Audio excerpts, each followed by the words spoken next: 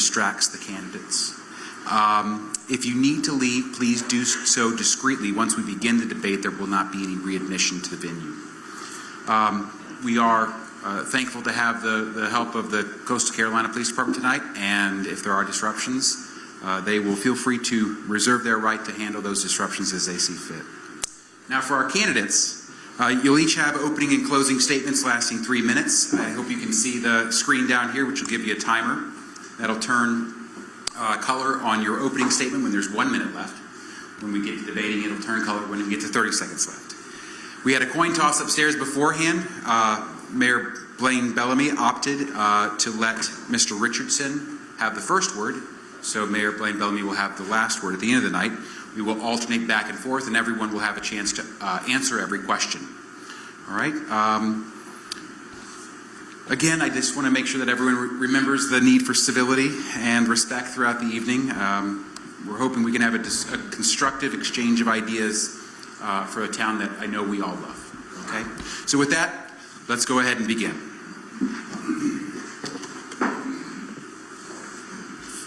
Now, does this microphone work? As mentioned earlier, we had a coin toss, and the winner of that coin toss, Mayor Blain-Bellamy, opted to defer her opening statement. Mr. Richardson, you have 3 minutes to give an opening statement. Please take your time. Okay, thank you. First, ladies and gentlemen, I want to thank you, and I want to thank the Coastal Carolina University, and I want to thank the Chamber of Commerce in Conway for allowing us to be here tonight and put this event on. It's a great honor. I'm looking forward to it. It's a little strange for me because I've debated before, but I've never had to debate a good friend who, Barbara and I have been friends for years. But we're going to have some fun tonight, and we're going to try to go from there. You know, I really feel like I'm home tonight because my whole life has been all within 5 minutes of here. My business, when I was in business, I was the Mercedes, BMW, Cadillac, Oldsmobile, Jeep dealer across the street. I spent all my time there. The gentleman who got me started told me a long time ago, he said, Ken, if the community's going to be good to you, you've got to give something back to the community. So I started right here 35 years ago on the board at Coastal Carolina. First board I ever served on. 4 years later, I moved over to Georgetown Technical College. I served over there for 20 years. The last 16 years of those, I was the chairman of the board. Had a group of people come to me, talk with me, asked me to run for chairman of the Board of Education. And I ran, and I won, and I resigned my seat over at Georgetown Technical College, and became chairman of the Board of Education.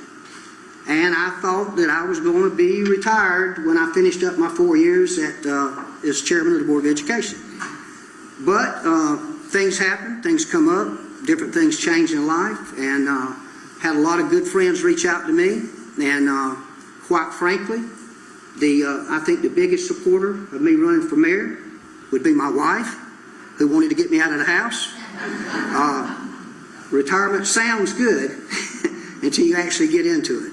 But sometimes when you get into it, you find out that maybe you're not quite done yet. And I don't think I'm quite done yet. I think leadership, everywhere I've ever been, I've been a leader. I think leadership is surrounding yourself with people that know how to do the job. They just need a little bit of direction. I've always been able to do that everywhere I've been, whether it be in education. And I understand my background is in education. I know that some of the questions going to come up tonight is going to be difficult for me to answer because I haven't had the opportunity to sit in some of the meetings or maybe executive sessions or some of the things that Barbara has been in. But leaders know how to lead. And I know how to lead, and that's why I was called upon to step up and do this. Thank you very much. I'm glad to be here tonight.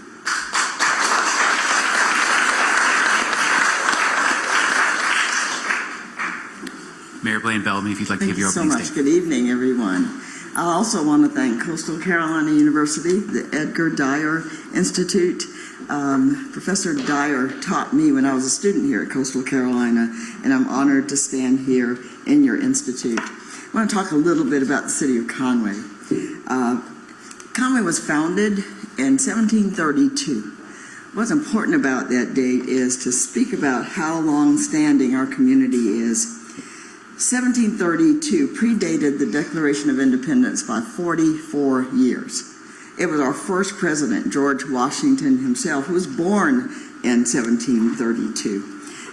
We've been moving ever since. Now, what was going on at that time is so very different from who Conway is today. Conway's economy was based on tobacco, turpentine, and timber. There was a much simpler life. People grew their own crops. They made their own clothes. They made a life out of what was available. Today we enjoy so many pieces of technology that have made life easier and smoother for us all. Today, Conway is a thriving mini metropolitan area. There was a time, not so long ago, when if anybody described Conway, they would say that it was a sleepy little town.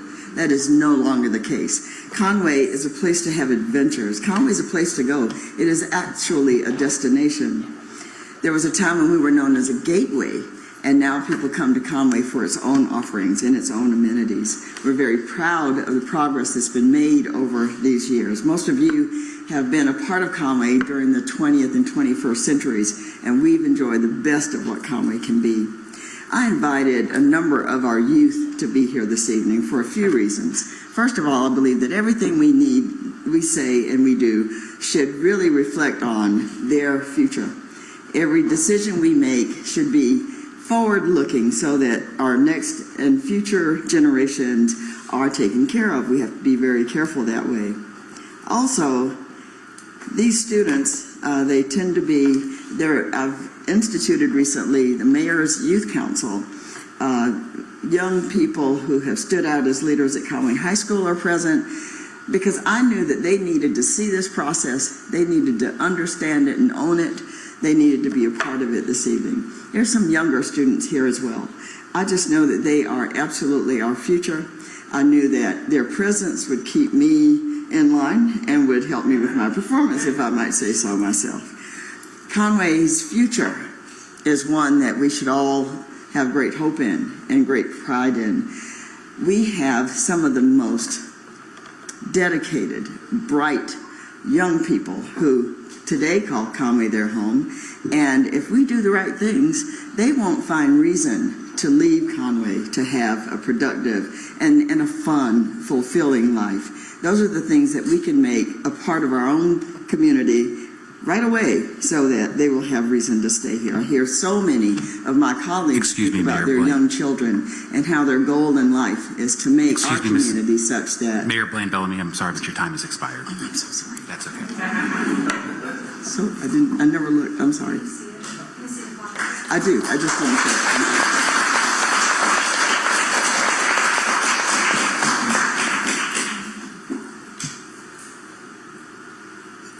All right, we're going to begin the first of 4 segments dealing with residential development growth in our area.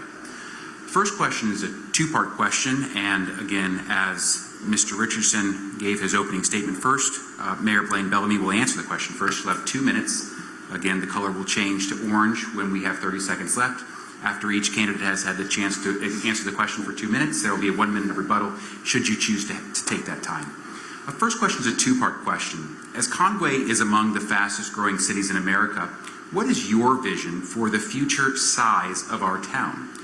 As mayor, would you propose attempts to reduce, to maintain, or to increase our rates of growth?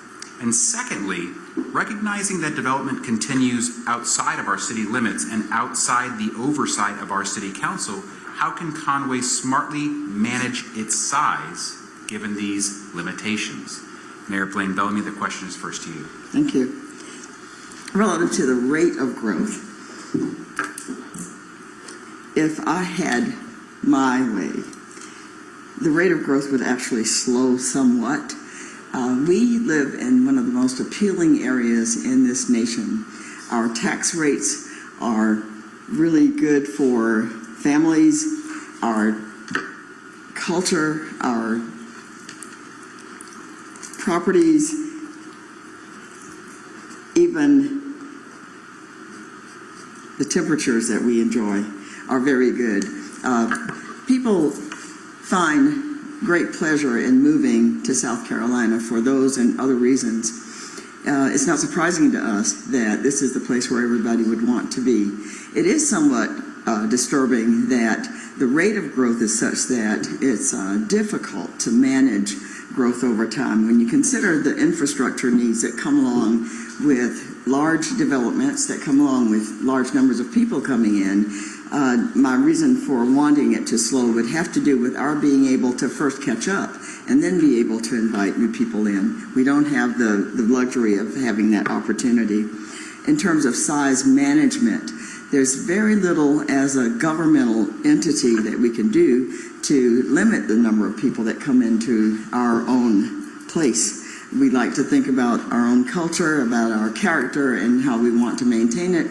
But change is inevitable. It is something that's going to be a part of what we are, a part of our community, and a part of what we are going to try to make the very best of. On the other side of that coin, new people bring in new talents, bring in new skills, bring in new ideas, and I think we benefit greatly as new people join us in the city of Conway. Thank you. Mr. Richardson. Okay, thank you.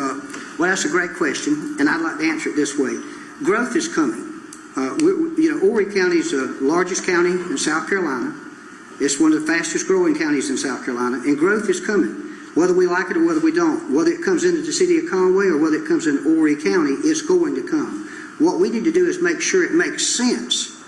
If you're going to put a development, if you're going to annex an area into Conway, it needs to make sense for Conway to do it.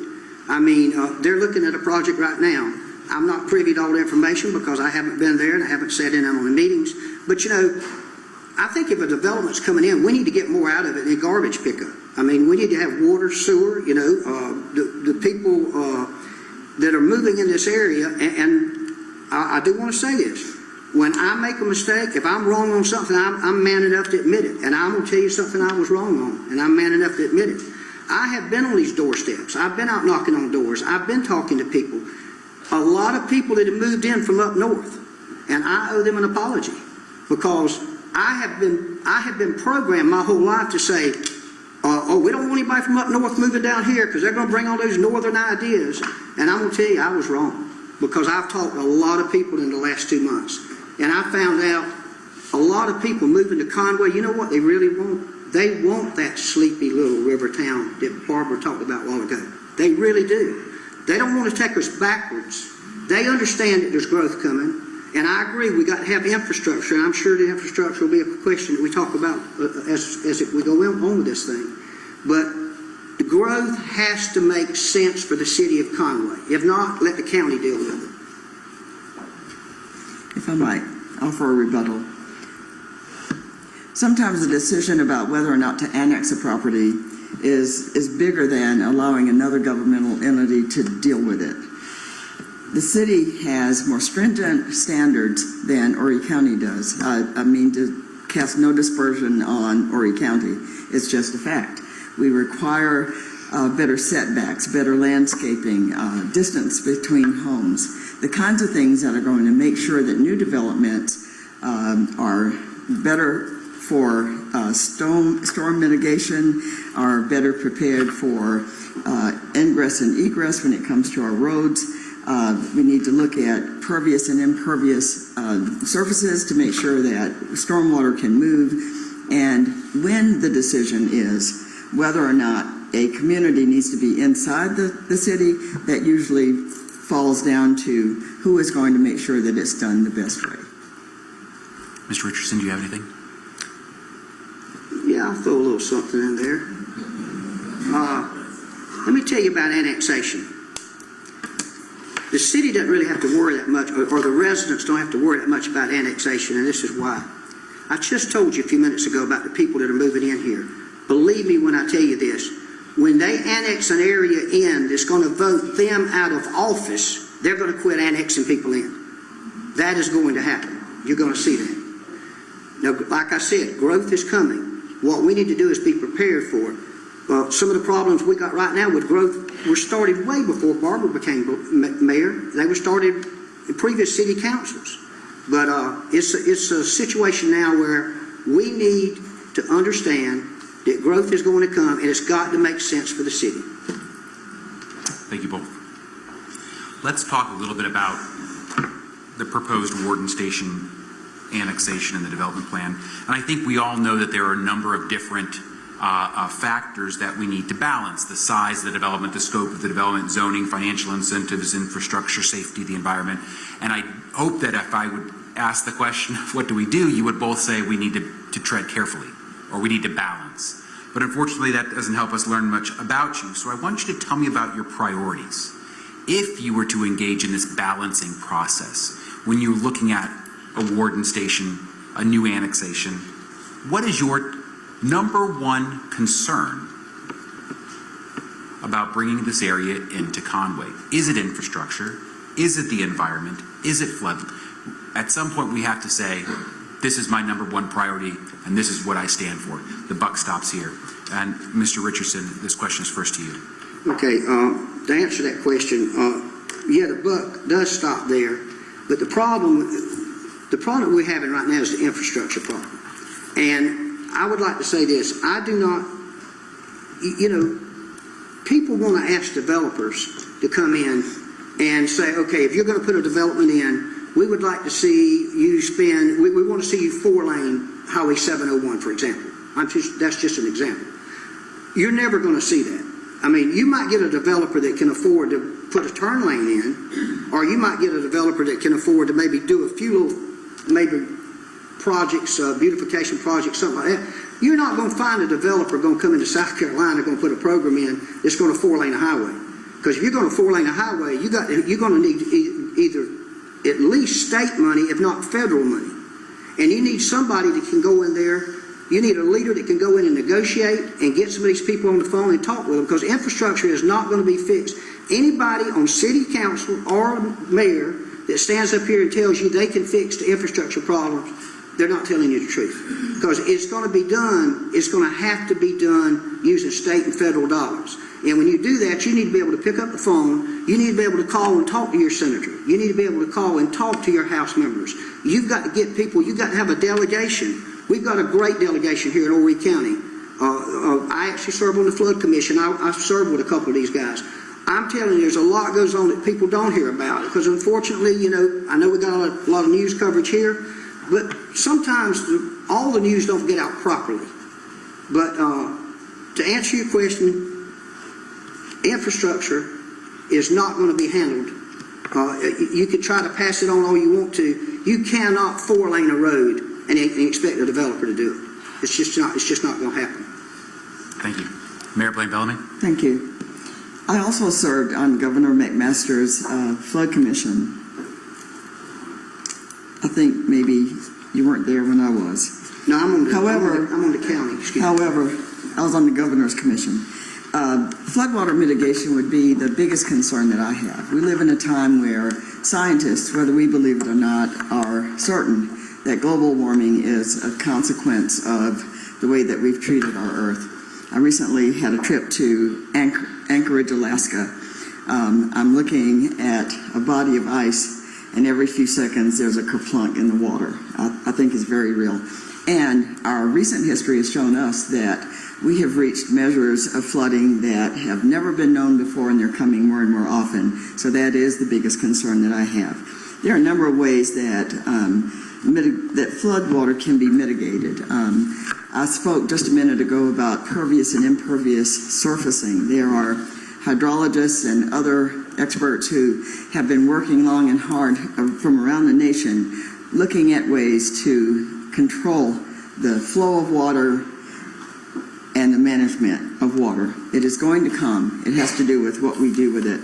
The city of Conway, for example, very recently has earned a $2 million grant from FEMA to put in place what is essentially an artificial Carolina Bay. Carolina Bay is a natural thing that happens, I think, just in 2 states in the United States. It's a depression that holds a lot of water, and there's something about the soil in a Carolina Bay that's such that it soaks in that water and slows the flow. One such artificial Carolina Bay is soon to be constructed in the Trinity area in Conway, where the most pervasive flooding has happened. Mr. Richardson, would you like to rebut? I'm a little lost. Are we talking about flooding, or are we talking about, what are we talking about right now? The question was, of the concerns that come with increased annexation and growth, which do you think is the most important? And if I recall, you said infrastructure was the greatest challenge, and the mayor said that floodwater was the greatest challenge. We kind of got off on the flooding part. I would say it's the infrastructure part, and a lot of that has been failing to prepare years ago. Because if we started tomorrow, working on it tomorrow with the federal government and with state, we're still years behind. And I will say this, I'd like to add this one little thing about flooding.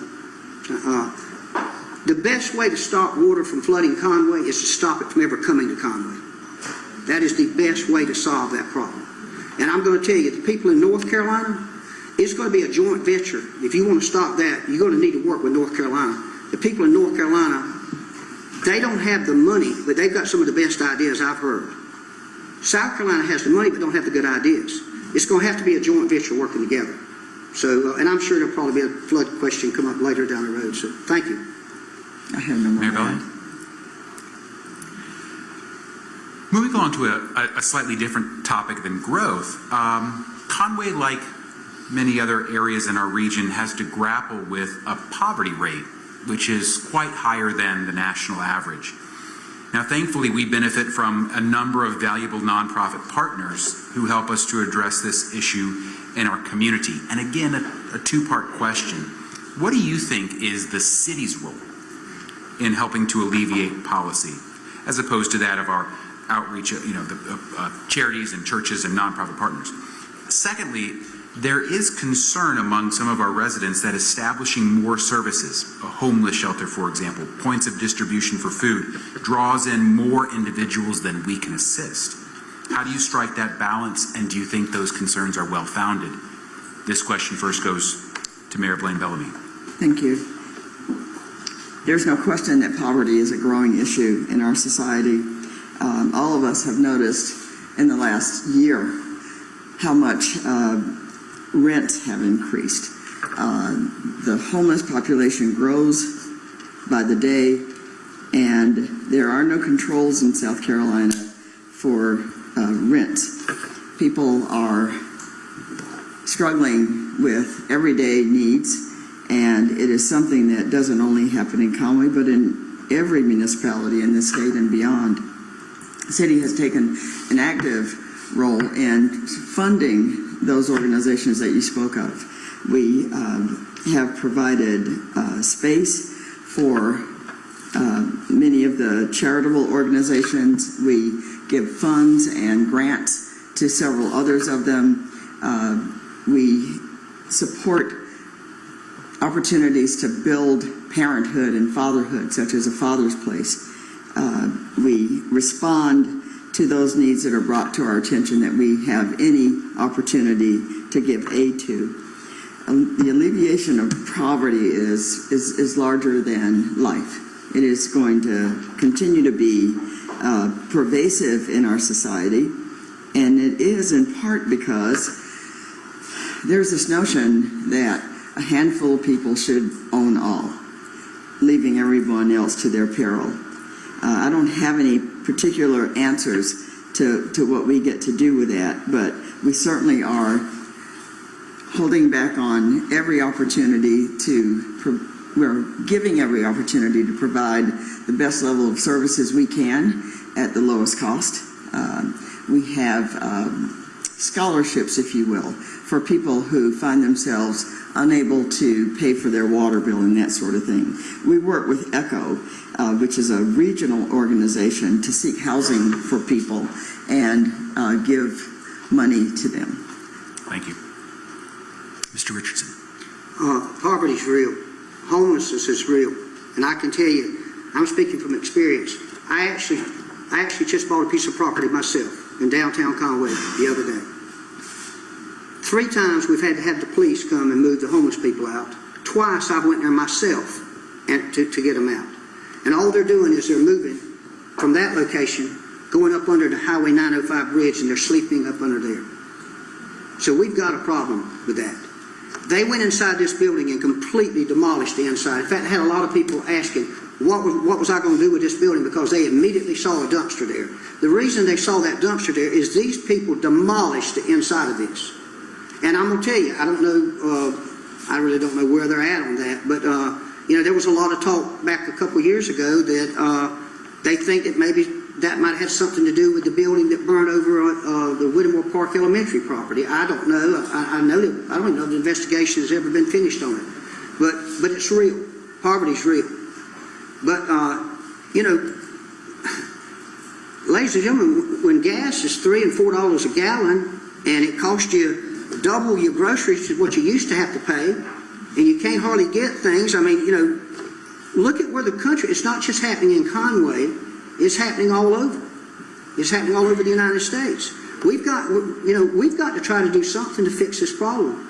And you know, handing out free money is not the solution.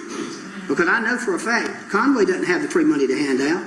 At least I don't think they do. I've been through the budget twice, and I don't see where they've got a lot of free money to hand out. And I do want to say one thing, and I mean this as a compliment. Barbara mentioned the grant for the stormwater thing. Conway has some great grant writers. I want to let you know that. I don't know who's doing that because right now I'm lucky if I can get one or two of the city council members to shake my hand. But hopefully we win this election, they'll kind of clue me in a little bit as what's going on. But they do have some good grant writers there. Thank you. Mayor Just to help answer a question that was just raised, I convinced my colleagues, the city council, some years ago that we were cutting ourselves short because we had no grant writers. And what we saw was other entities around us gaining large sums of money to put to great use in their communities. We first hired one grant writer, and now we have a cadre of 3 very talented, very skilled people who have, in about 3 to 4 years, brought in excess of $20 million in local, state, federal funding. And it certainly is important to us as we move forward in trying to find solutions for some of the issues that we're facing. Mr. Richardson, would you like to rebuttal? No, I like what she said. Great. I'd like to now take us out of the residential concerns and move a little bit more into economics. Local businesses form the backbone of Conway's economy, and in particular in our historic downtown. What policies or initiatives would you propose to support existing local businesses and to encourage new entrepreneurs to open up shop in Conway? And I'd really like to try for you to be specific here of some of the ideas that you might have. And this question goes to Mr. Richardson first. Well, we've got to make getting building permits easier. We've got to show the business community that we want their business. I have a good friend over at Myrtle Beach that I know has been trying to come into Conway for almost 2.5, 3 years now. We've got to make it where the building permits are easier to get and not as expensive as it's costing them to do that. But another thing that Conway is doing, in fact, I actually, you know, you might like it or you might not like it. I've heard different things both ways. I actually called one of the city council members the other day and I said, hey, tell me something. Who came up with the idea of putting these pumpkins in the trees in Conway? And he said, well, that would be our city administrator. And I said, well, what a great marketing idea. Because the last 2 Saturdays in a row, I've been to Conway, and Conway is full of people. What a great idea that was. Now, changing the name to Halloween, not so much. I didn't really like that. But putting the pumpkins in the trees and going after the marketing strategy of what they did there is great. But the thing is, it's great for the downtown Conway. And I think we've got some good people. I think our administrator's got some good people working with him. All I would say we need to do is we need to expand that out. You know, Conway, you know, it's more than just 2 blocks downtown. Conway's a big area. I mean, I think it's the 19th largest city in the state. I think that's right. And I would say what we need to do is make it more business friendly so businesses can come in, because that's what it's all about. That's what these people are looking at. They're looking at the bottom line. Thank you. Mayor Blain-Bellamy. Thank you. The city has already involved itself with SCORE, a cadre of retired business people who come back and bring their knowledge and skills to young would-be entrepreneurs. We certainly could enhance that and make their presence more available for people who are looking forward to opening their first business. It's so important, having the idea and the confidence to open a business of any kind does not make you quite ready to pursue. And SCORE is one such organization that would help. My single recommendation would be that the city had its own business incubator, a place where a person would not necessarily have to have a full office staffed with individuals who are secretaries and receptionists, but to have a place where they rent a very small place, they can carry out their business at low cost and learn the mechanics of earning and running a business. I think that those things would have. City has also put in place for entrepreneurs and experienced business people a lot of waivers. We do encourage new kinds of business in the city of Conway. We have specific tax and fee waivers for people who bring in entertainment opportunities in the city, people who bring in hotels, people who use existing old buildings that are standing in wait of losing their integrity, and those are the kinds of things that I think we could only do more of. Thank you. Add anything to that? No. Mayor Blain-Bellamy. Okay, thank you.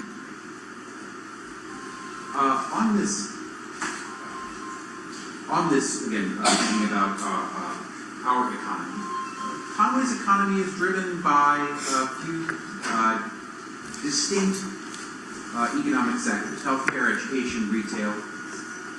Many workers in Conway leave the town for work, not necessarily move town, but commute outside of city limits for work.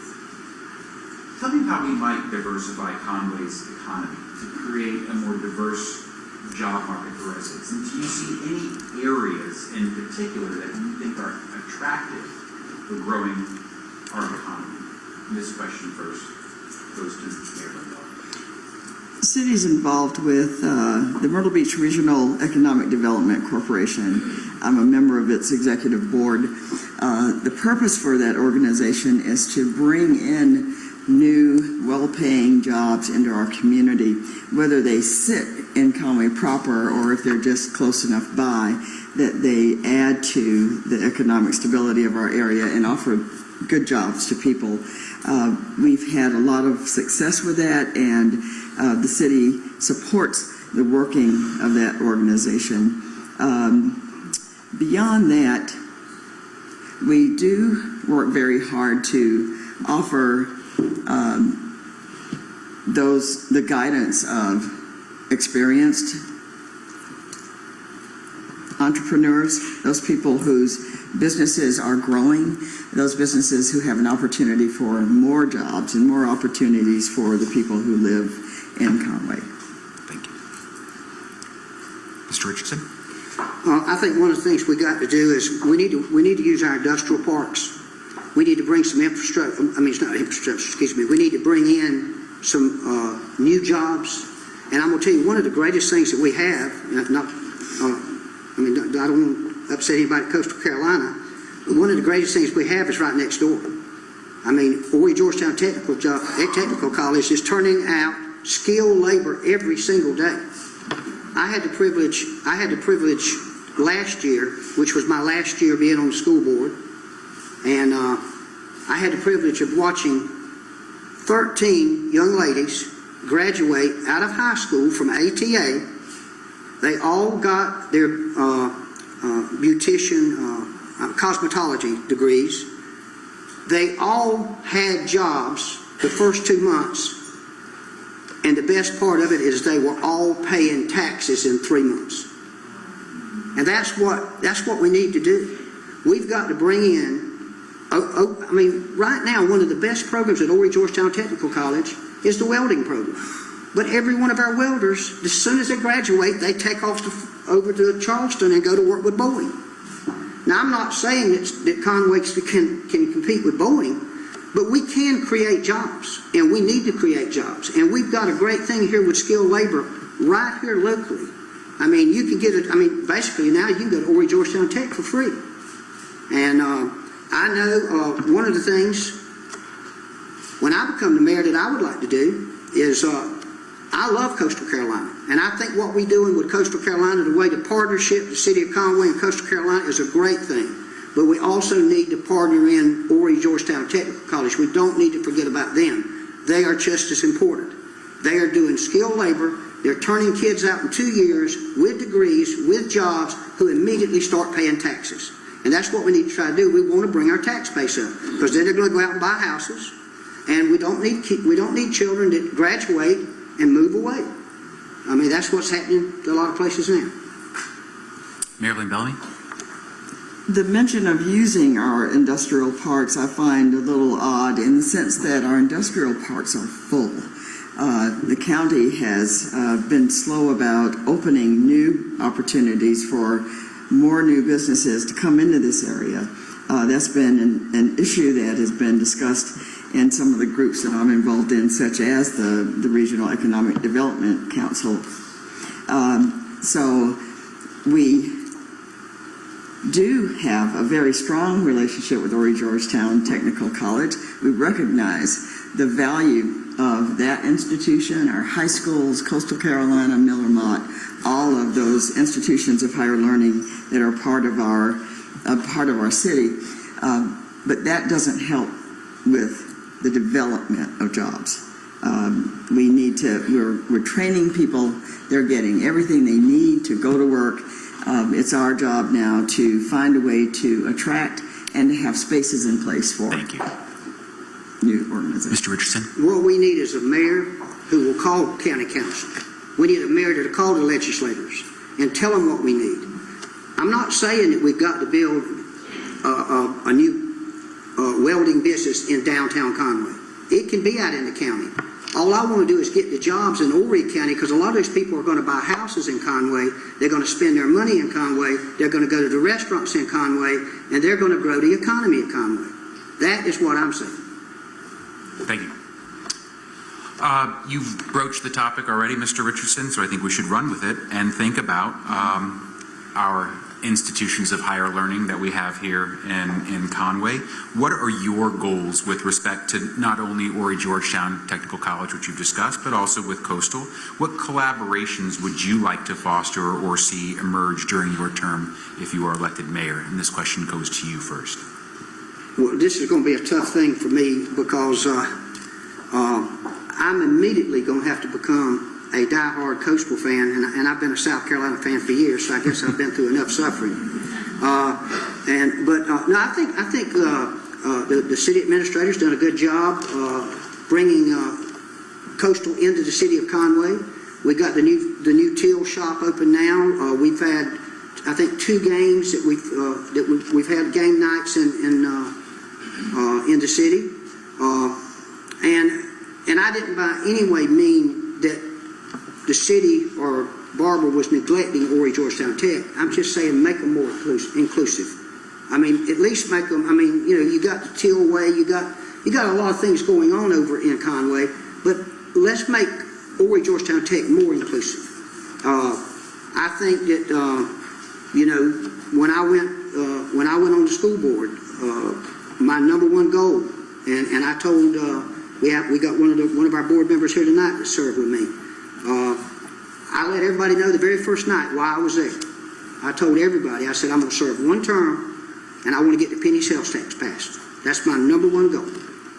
And because, you know, I think the only 2 people I know that was in the room tonight, the days that we still signed the very first 15-year penny deal, was me and you, Eddie. Because I was chairman of the board at Horry Georgetown Tech, and you were there. Pretty much everybody else was there has passed away. They're not alive anymore. But there is a great thing going on with Horry Georgetown Tech and Coastal. Conway already has that, and they see it, and I think they're taking advantage of it. And I would just kind of add on to that. City council, city council they got one. Everybody has one vote. City council has one vote, but I think city council has their pulse on what's going on there. I think they're heading in the right direction. Thank you. Mayor Blain-Bellamy. Thank you. The City of Conway has been really interested in cementing relationships with Coastal Carolina and with the other schools. We recognize their value in growing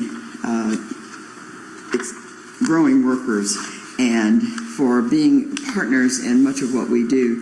The city has a few and needs to increase its internship opportunities for the city. There's a lot of valuable education and information that sits in the hearts and minds of recent graduates of our schools of higher learning. And if we give them opportunities to build their skills here, they're more likely to maintain their skills here. We've made any number of partnerships with staff and faculty of these schools relative to using their expertise in a number of areas. Many of Coastal's boards and commissions have members of this and other schools, faculties, and staff on our boards. Partnerships that we use to build the goals to make more likely the achievement of goals of both the city and the university and other schools. The opportunities exist. I think that we really must grow them over time. Thank you. Mr. Richardson, do you have anything to add? No.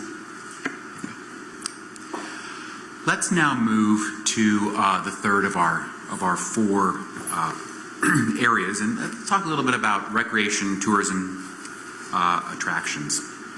Many residents value having access to a variety of different recreational activities. We just had a ribbon cutting for improvements at Collins Park, and I just wanted if you could explain or elaborate on your recreational priorities for Conway, and perhaps selfishly remember maybe that it's not just about sports and outdoor activities, but how do we build the arts, music, and theater in Conway as recreational opportunities as well.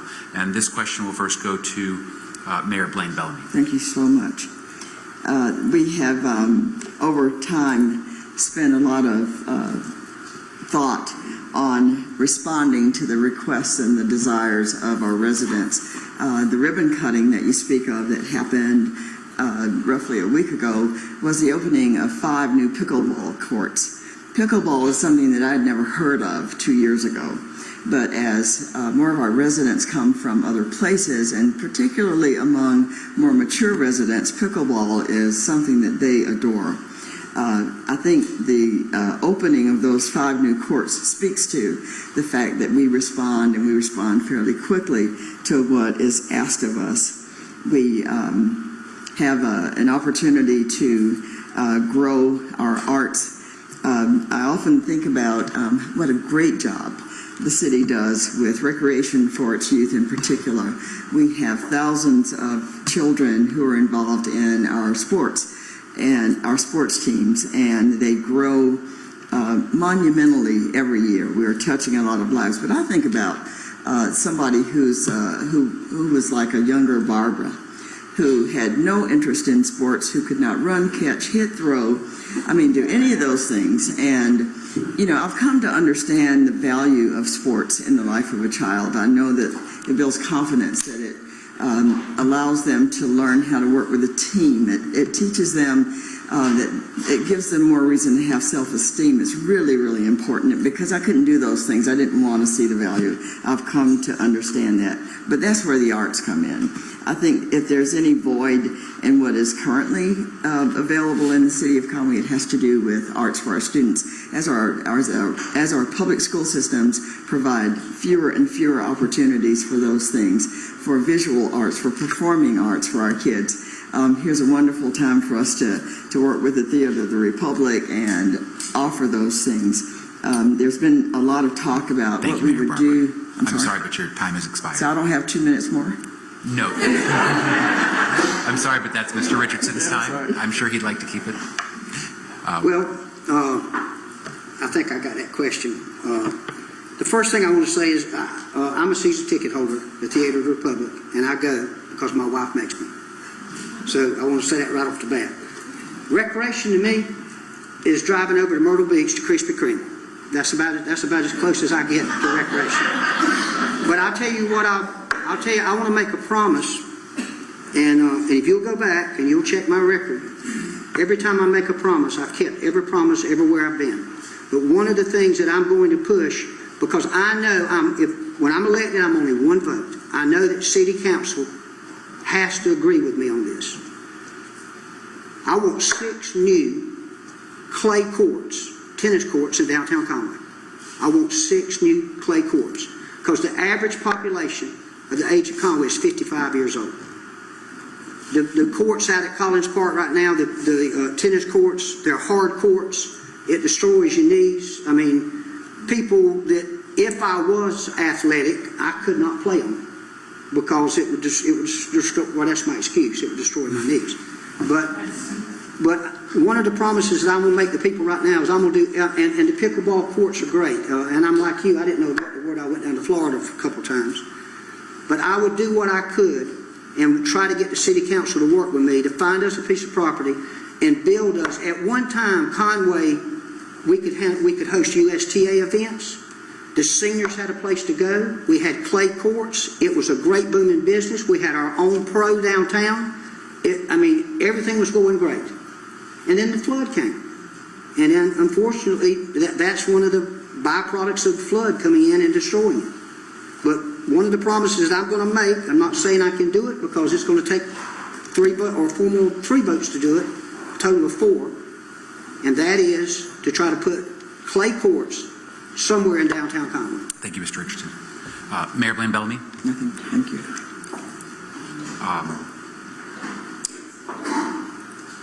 Continuing on this sort of line, Conway prides itself on its quaint, its family-friendly atmosphere. It sets itself apart from some of the larger, more commercialized destinations that are down towards the beach.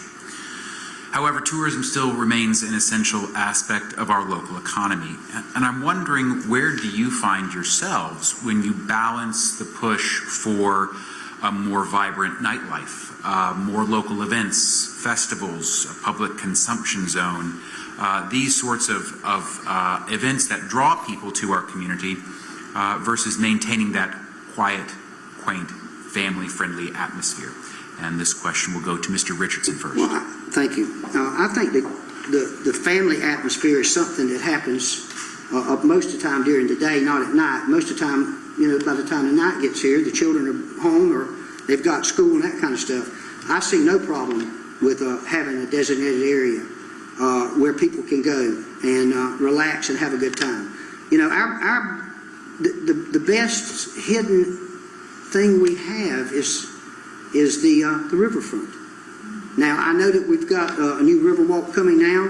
It's going to be extended on, which is going to be great for the city of Conway. One of the questions that we were asking, one of the, I don't remember now who asked it because you get asked so much, but was what was my favorite part of Conway? And my favorite part of Conway is the river walk. Because when I was a young boy, 60 years ago, every day we'd go down to the river walk. I mean, it was, back then there was only 4 stores in Conway that I knew had air conditioning. And then after 3 or 4 weeks in a row, they wouldn't let you go back in there. So everybody would go and we would all go meet at the river and we would swim behind the river. Now, I know you can't do that now because I'm sure there's some ordinance about it or whatever. But I think that the Riverwalk, and I want to give a little bit of credit to Mayor Greg Martin that passed away. I think he was the first one I ever heard really ever say anything to me about really doing something developing the Riverwalk. But the Riverwalk is a hidden gem. It's just waiting to be tapped. And I do believe after talking with some of the city council members, I think they've got some plans. I think they've got some things that they want to do that'll work. But it's just a hidden gem. I went over to Georgetown the other day, and it just amazed me. A typical day in Georgetown is like we've been having on our Saturdays over here. And I mean, I just don't, you know, I'm hoping that I can be a part of doing something like that. Thank you. Mayor Blain-Bellamy. No doubt there's a thirst in Conway for activities, night activities, day activities for families, for youth, for adults. And those opportunities are growing over time. Most recently, the city has sponsored 2 tailgates. Coastal Carolina University was playing football out of state. Very few people were able to go to those games. It was televised on a big screen downtown with many people who came to enjoy and to support the Chanticleers. You mentioned a consumption zone. That's something that's come up to our city council a few times, and the council as a group, and I certainly ascribe to this notion, was not so interested in there being a consumption zone. My own personal thinking about that has to do with the fact that I don't think that it's much of an affront at all for a person to have to complete their drink in one place before they walk outside in public and go to another place. I mean, how hard is that to do? So I would be opposed, and that is because of the family nature of our downtown. I wouldn't want people walking around with alcohol. Not that I have anything to say about people who indulge. There is opportunity galore for us to build on what is available now. There are many private entities who are planning in the very near future to open businesses, particularly on the riverfront. It's one of the most beautiful places that we have, and I can see it growing to the kind of place where every night there's fun, there's activity, there's, without losing the safety net, without losing the order that we've enjoyed in downtown Conway. Mr. Richardson, would you like to say anything? I'm sorry. Talking about consumption zone, I think it's a great idea to have that where restaurants can expand on it. I mean, because let's talk about what's happening now. The consumption zone now is back behind Jerry Cox. They dropped the tailgate on the truck. They opened up a 6-pack. That's the consumption zone going on in Conway right now. If you don't believe me, ride down there on a typical Friday or Saturday night. I mean, if you're gonna drink anyway, let's at least try to get them to go to a restaurant and maybe have a meal, and let's try to expand it that way. But I'm telling you right now, the consumption zone that I've seen lately has been out around some of the parking lots around downtown Conway. Mayor Blain-Bellamy. I assure you all that the establishment of a consumption zone will not deter people from parking behind Jerry Cox and drinking. Well, I know where I'm not going to find Barbara. We shall move on to our final of our 4 modules, as I would call it, to class, I guess, but leadership qualifications and a little bit more about you all. First question I want to ask is, in which ways do you plan to ensure transparency, accountability, and open communication, not only with your residents, but with the council that you'll have to work with during your tenure? This question first goes to Mayor Blain-Bellamy. Thank you so much. I think that in my own case, that transparency and accountability is the name of the game. Without those things, I wouldn't be standing here tonight. I am enjoying my 2nd term as mayor of Conway, and it is because of the trust that has been built in me over the last several years that I was reelected. I have never had an issue relative to transparency and accountability. It is a part of the fiber of who I am, and that will always be the case. Mr. Richardson. Well, that's just, I mean, basically you just need to do everything out on we call it the horseshoe at the school district, but out in the meeting. You just need to do everything out in the meeting. If you've got something to talk about in executive session, it should be something that's designed for that. There's a lot of discussions that don't need to take place in back rooms. There's a lot of discussions that don't need to take place at all. And but I just believe you need to be transparent. One of the things I got asked this the other day. Someone asked me about the city trying to buy a piece of property somewhere and not telling anybody where it was and that kind of stuff. And I just want to clear that up, because I can tell you the school district does the same thing. If we're going to buy a piece of property, we're certainly not going to tell somebody where we're buying it, because they're going to go in and try to buy it out or raise the price up on us. So, I mean, I see exactly where the city is going, going with that. But people just want you to be honest with them. That's what they want anymore. People have heard so much bull from politicians, they don't believe anybody anymore. And I tell you, it's honestly getting to the point now where just to put your name down on the ballot, I mean, you know you're going to get killed by social media. And unfortunately, you can't stop those people, because they get behind their keyboard and they say anything they want to say about us, and we don't get a chance to say anything back. So I don't care who you are, and I don't care what office you're running for. If you put your name on the ballot, you deserve to be recognized, because it's tough. It's a tough thing to do today. That's all I have on that. Mayor Blain-Barbara, would you like? I'm sure everyone present here that the state legislature determines what is reasonable and what is right to be discussed behind closed doors. It is based on their desire to keep everything that is necessarily transparent, open, and in the face of everyone who has a need to know. I've been involved with the City of Conway since I have been on the Conway City Council since 1993, and up to today, I don't know a time when the City Council that I've been a part of has ever discussed matters that are not allowed under the Freedom of Information Act behind doors, and that protection is there for a reason.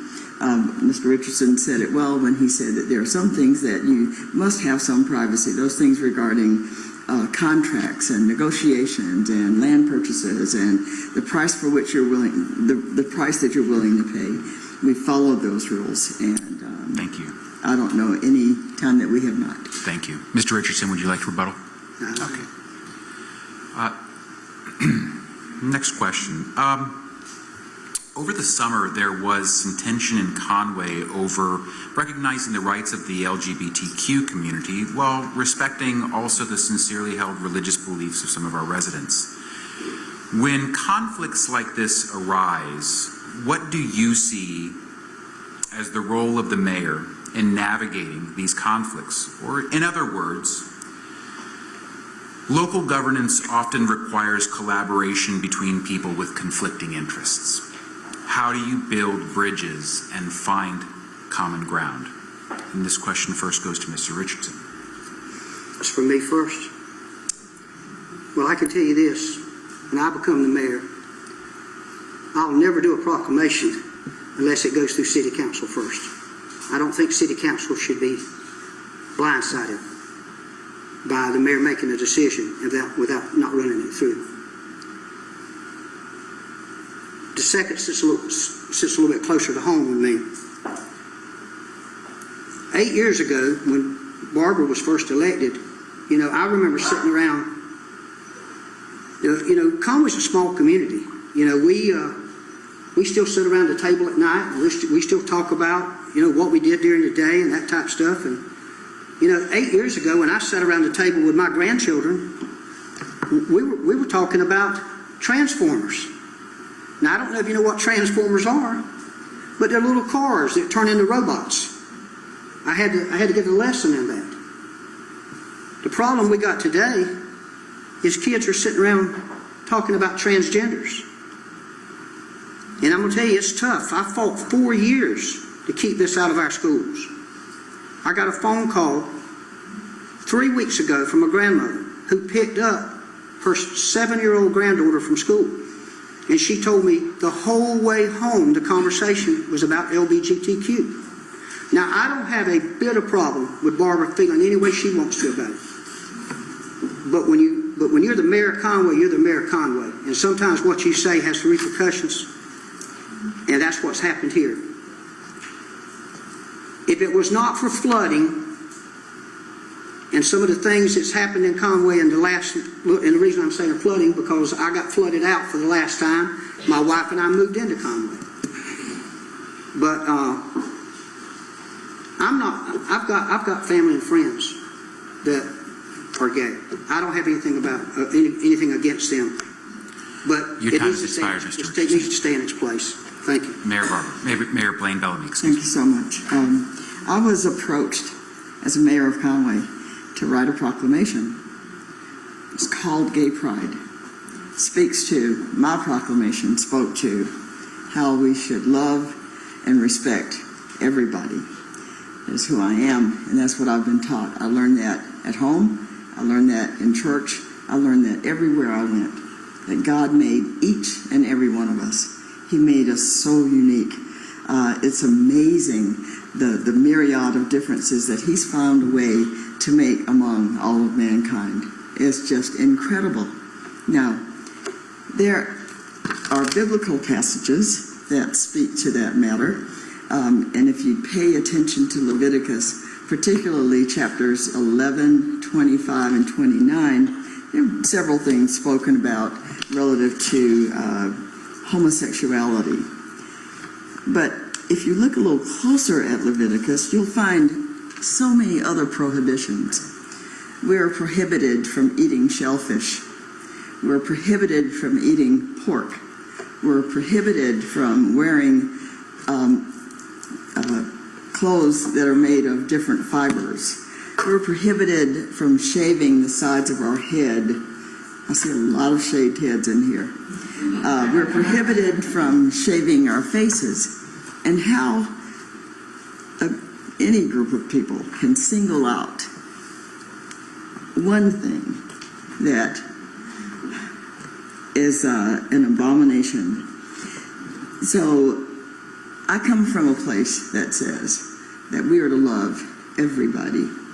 As mayor of the city of Conway, I represent everybody. I take them as they are. I ask that they take me as I am. I didn't ask anybody to turn gay. Thank you, Mayor Blain-Bellamy. I'm sorry that your time has expired. Mr. Richardson, would you like to rebuttal? I have so much more I could say.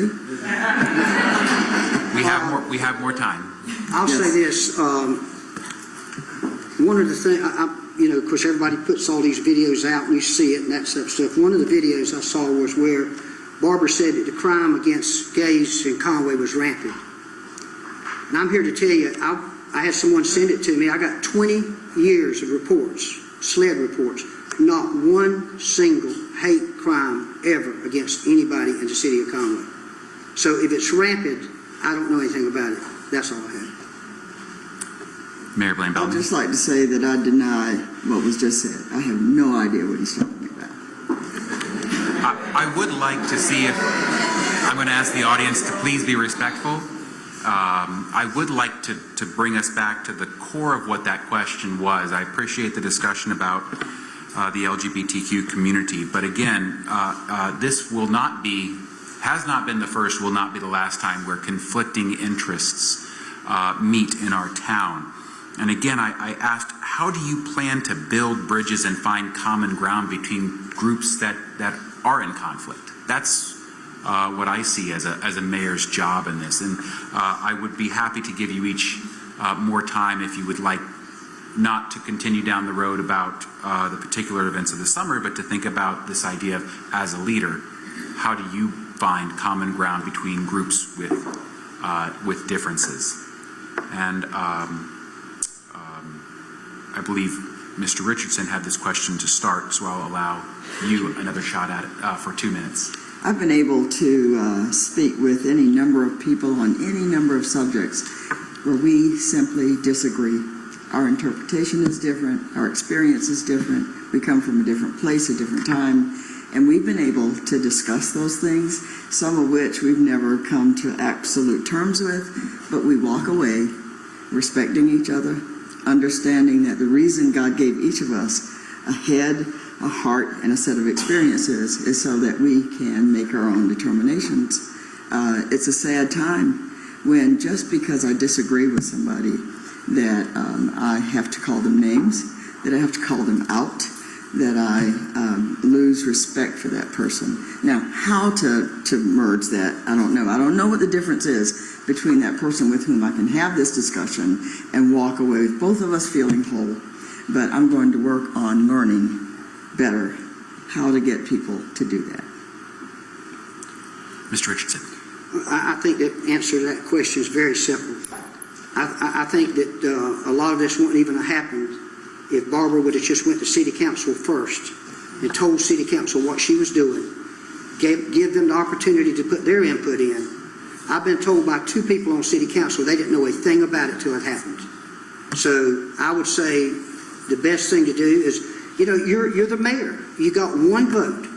That's basically what you do. You got 1 vote, you rule the meeting. All you had to do is go to City Council with it. Run it by City Council. I mean, I can tell you right now, if a 125-year-old lady gets her driver's license tomorrow and drives to Darlington and wins the NASCAR race, I will not give her a proclamation unless City Council tells me they want me to do it.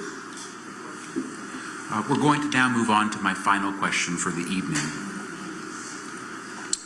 It's time to create the scorecard.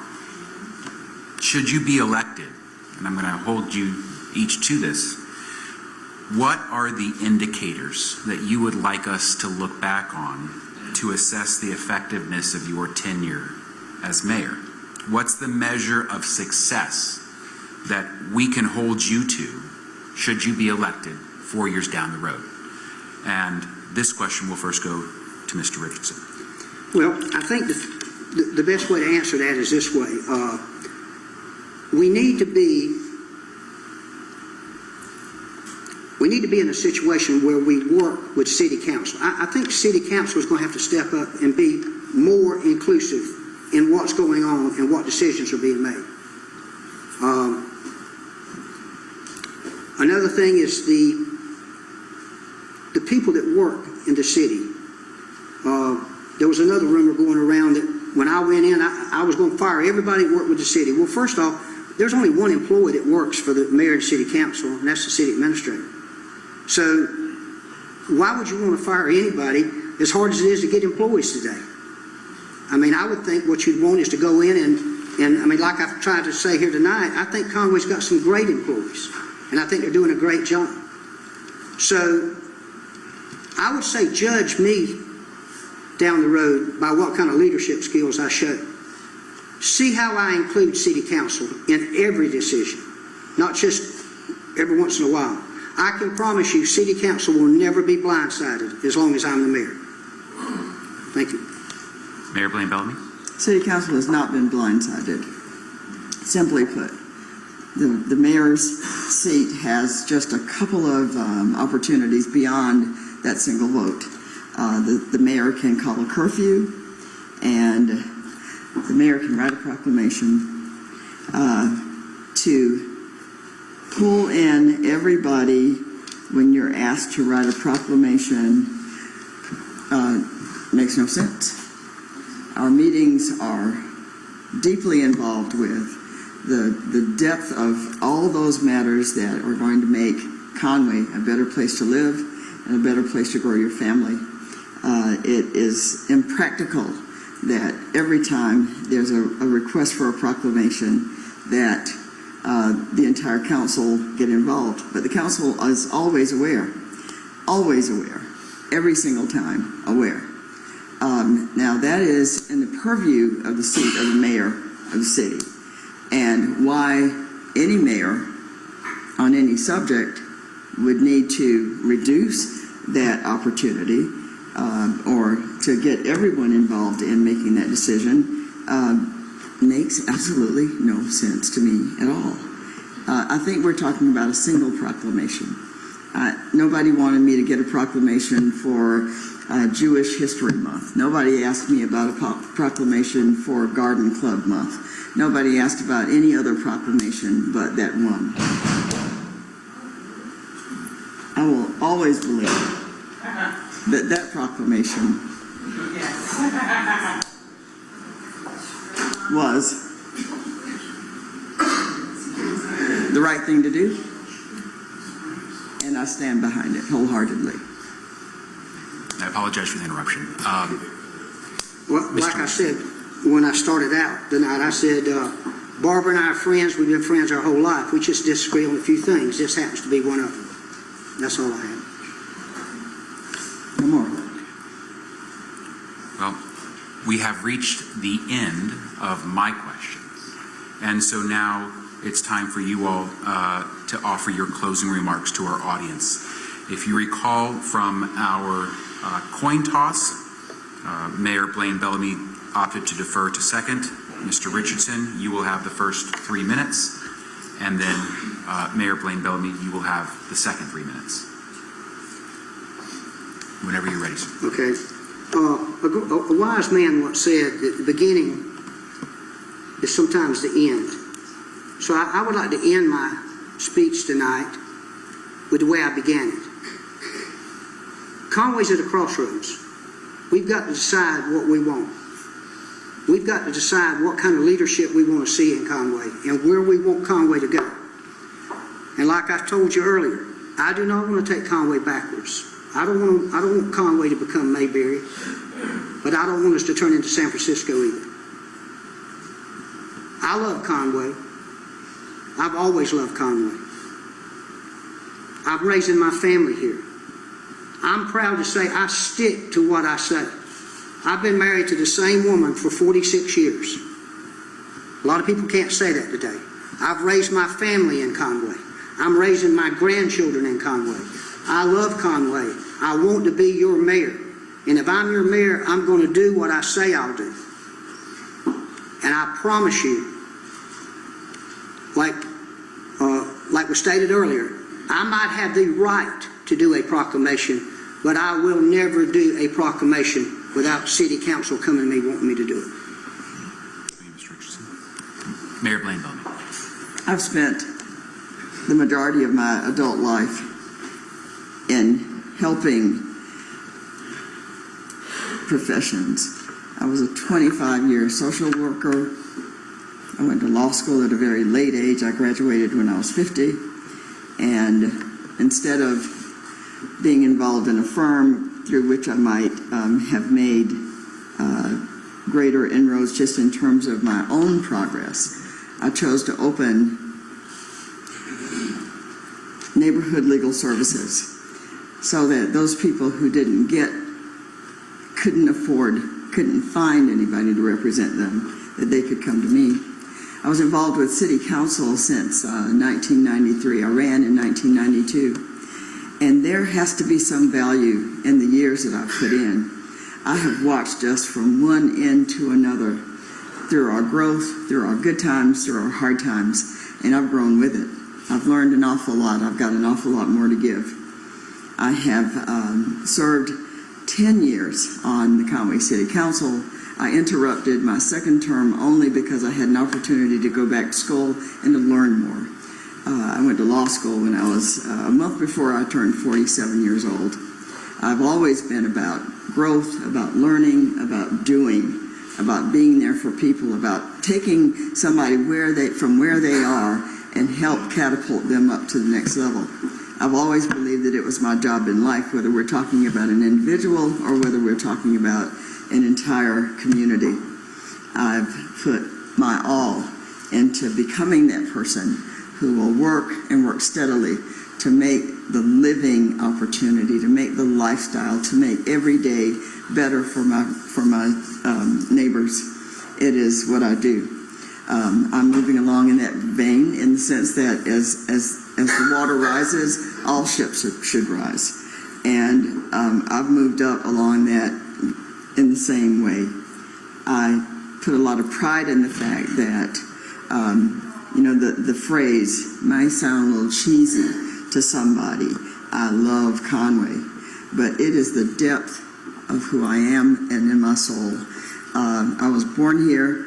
I care more than I can ever explain in 30 seconds about what happens here and what happens to the people here, because it is this place and it is these people who've made me who I am.